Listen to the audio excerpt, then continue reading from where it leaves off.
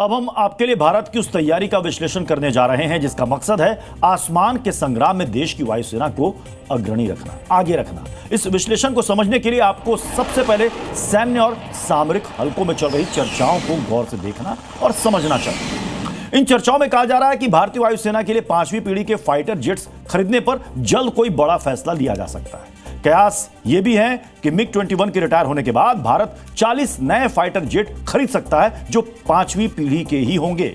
और कुछ एक्सपर्ट्स का यह भी मानना है कि इस डील के लिए भारत किसी एक देश पर निर्भर नहीं रहेगा, यानी अलग अलग देशों से फाइटर जेट खरीदने की संभावना से भी इनकार नहीं किया जा रहा है। इन चर्चाओं को सुनने और इस संभावित डील से जुड़ी मीडिया रिपोर्ट्स देखने के बाद लोगों के अंदर दिलचस्पी बढ़ गई है कि 5वीं पीढ़ी के किस फाइटर जेट से भारतीय वायुसेना को लैस किया जाएगा। अगर 5वीं पीढ़ी के फाइटर जेट्स की बात करें तो इस वक्त दुनिया में सिर्फ 2 देशों के पास ऐसे फाइटर जेट्स हैं। पहला है रूस, जिसने सुखोई 57 को विकसित कर लिया है, और दूसरा है अमेरिका, जिसका F-35 लाइटनिंग अमेरिका समेत कुछ नाटो देशों की वायुसेनाओं का हिस्सा भी बन चुका है। भारत के लिए इन जेट्स की डील करना बहुत मुश्किल भी नहीं है। हम इस आकलन के पीछे के ठोस कारण भी आपको दिखाएंगे, लेकिन उससे पहले आपको इन दोनों विमानों की खासियतों को बेहद गौर से देखना चाहिए। रूस का सुखोई 57 5वीं पीढ़ी के विमानों की लिस्ट में लेटेस्ट एंट्री है। यह विमान स्टेल्थ तकनीक से लैस है, यानी रडार के लिए विमान का पता लगाना बहुत मुश्किल होता है। सुखोई 57 की रेंज तकरीबन 2000 किलोमीटर है और इसकी रफ्तार है मैक 2 यानी आवाज से दोगुनी।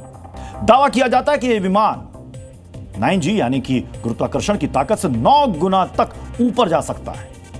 कहा जा रहा है कि भारत अलग अलग देशों से 5वीं पीढ़ी के विमान ले सकता है। संभव है कि भारत कुछ विमान रूस से तो कुछ अमेरिका से भी खरीदे।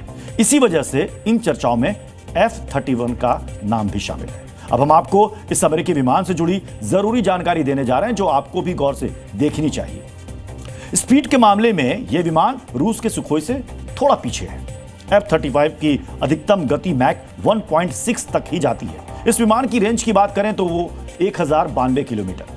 अमेरिका का 5वीं पीढ़ी का विमान भी स्टेल्थ तकनीक से लैस है, यानी रडार के जरिए इस विमान का पता लगाना भी काफी मुश्किल है।